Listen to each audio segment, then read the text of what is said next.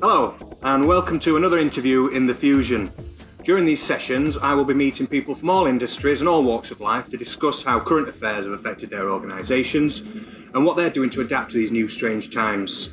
Charities and their fundraising efforts are one such area that have been impacted by social distancing in the lockdown measures, with many of them limited to online crowdfunding to keep them alive.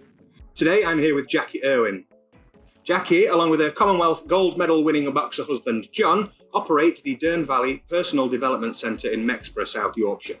The DVPDC is a charity which works alongside young people whose chances to succeed are limited for a variety of reasons. They provide vital education, healthy social interaction, exercise and life skills which may set them out onto the path. So whatever they set their minds to. Jackie, welcome, how are you? I'm really well, thank you. Yeah, great to be here.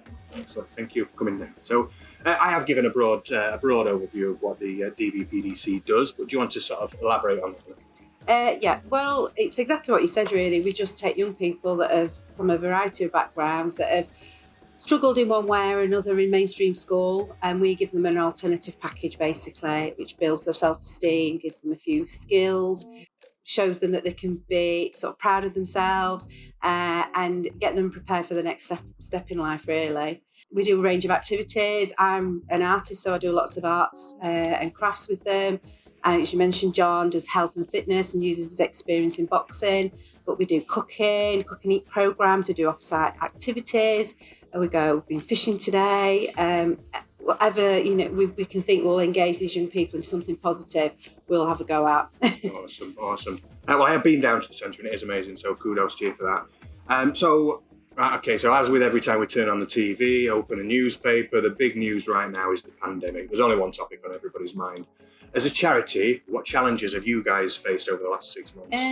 It has been really difficult, and especially financially, and also concerned about the young people we work with, because obviously we closed our doors in March, and I had a cohort of students that were like, what's going to happen? What's going to happen to me now? So it was trying to keep them afloat by supporting them, either virtually or just through emailing, making sure they continued with the work, so they got those quals that they needed, and just ensuring they felt supported. But we also financially were worried, we wouldn't be getting all these students, we wouldn't be able to finish the academic year, what would happen in the future. So what we managed to do was we managed to continue the project working with the most vulnerable youngsters. Some of our referring schools really helped to support us, because I feel like we're very valued now, what we're doing. We had help, through some funding, people making donations, which helped us then just carry on with the project as best we could after the lockdown period, basically, and through the summer holidays. We have had to make cutbacks. We've got reduced numbers at the moment, but things are looking more positive. We're recruiting from different schools now. We're trying to reach out and slowly build things back up. That's what we're hoping. But it was scary for a while. We thought we might not be opening in this academic term in September. Imagine. So, yeah. I'm glad you are.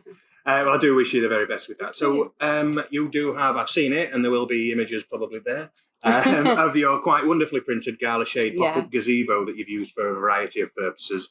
How has it helped your charitable efforts using the pop-up gazebo? Well, the main reason why we wanted this pop-up gazebo was actually to use as an extra learning space, which we could use inside our building, which is huge. It's the ballroom at Mexborough in the Empress room. So it's this massive space, but we can use that gazebo classroom inside there as another space, a space sometimes for young people to use to chill out, or as a specific learning environment.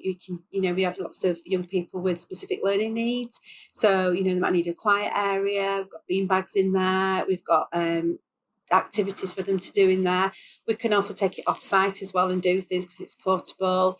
I've also used it personally myself to with my book, so to be able to show people what I do and do book readings and things. So it's been fantastic. It's been a real vital part of of our project, and continues to be so. Awesome. That's good to hear. Well, Jackie is a lady of many talents, and one that I do personally appreciate. As she mentioned, she's written a book. So you devised, written, illustrated and published Clothiers. Would you like to introduce us to Clothiers? Yeah, this is Clothiers. It's a storybook about Clothiers, who's a hare, and he's born with shrinking ears, which means that he doesn't fit in with the rest of the hares around town, and he's also feels kind of he doesn't belong basically with his family. The book basically is set out a bit like what traditional Ladybird books were set out, so it's very clean. It's an illustration and a piece of text, so it's very good for reading with young children, but also for developing readers.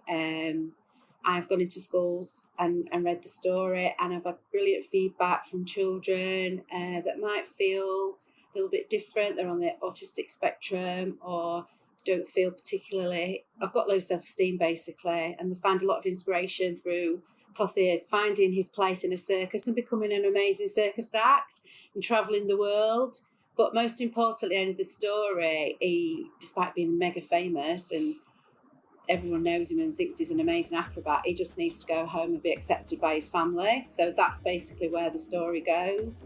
At the end, he learns to accept himself, which is the message, the underlying message in the story, basically.